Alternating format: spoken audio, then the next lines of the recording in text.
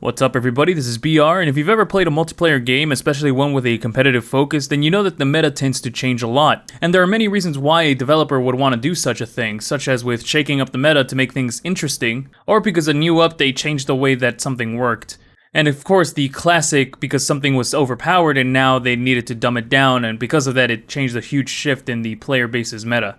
And with mainstream multiplayer games, it seems that developers really don't like to listen to the community. Sure, they might take a suggestion here or there, but for the most part, it's under their terms on what exactly gets changed, and then the community has to adjust for it. Except that this hasn't always been the case. In fact, this is more of a recent situation. In particular, this has only really been common because of the live service model that many multiplayer games take nowadays. Of course, this is contrasted to the archaic way of just releasing a game and then forgetting about it. Either that or the updates that come every once in a while, maybe every 6 months or so, compared to nowadays where updates can come almost every week.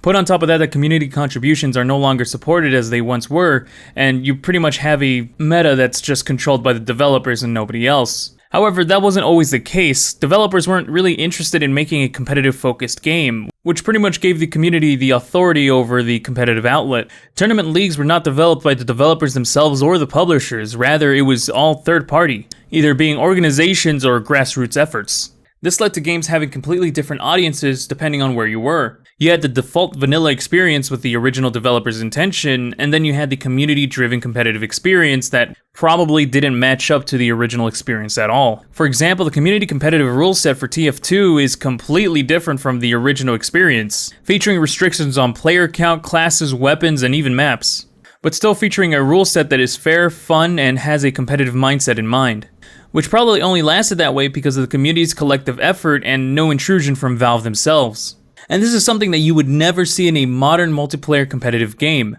Every game from Apex to Overwatch has their own in-house competitive league that uses rule sets and regulations that are not determined by the community or the players themselves, rather they are determined by the developers and the organizers themselves. And a lot of players feel frustrated with the developers because a lot of the community is pretty much ignored whenever it comes to any meta changes. Sure, their ideas might be taken into consideration, but the developers usually have no obligation to listen to the community at all, even if the community has something that they all agree is pretty much a better implementation than the developers can ever do. So my big question for you is whether or not this should be the case. Should developers really have the final say on anything that happens in the competitive community? Or should it instead be changed where developers actually revolve their changes around the competitive community and take into consideration what the community likes rather than just throwing a wrench into the thing?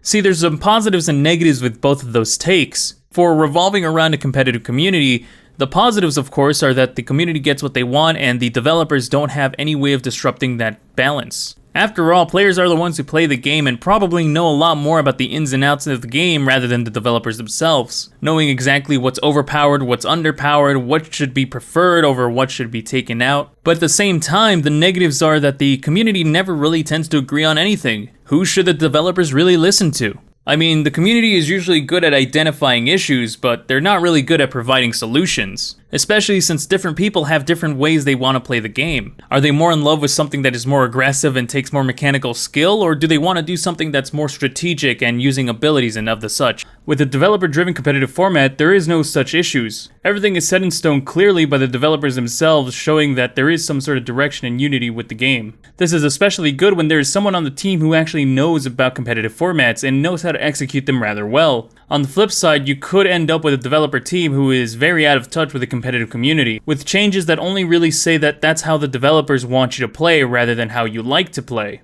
Or they can side with the part of the community that just doesn't see your way, rather they see the exact opposite. And that would definitely displease a huge chunk of the community who just doesn't see that way.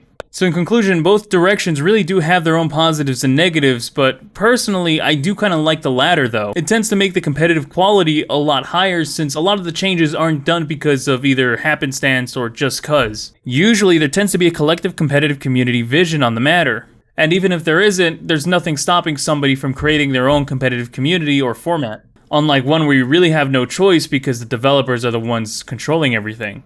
But tell me what you guys think. How do you see competitive changes that really don't suit your playstyle? What about developers that are just completely out of touch with the competitive community? Or the community as a whole? Should developers even listen to any of those communities at all for any suggestions on their changes? Do the developers really know the best? Tell me your opinion on the comment section down below. Like this video if you liked it, dislike it if you dislike it. If you found this video interesting and you'd like to see more content just like this, please consider to subscribe, and I'll talk to you later.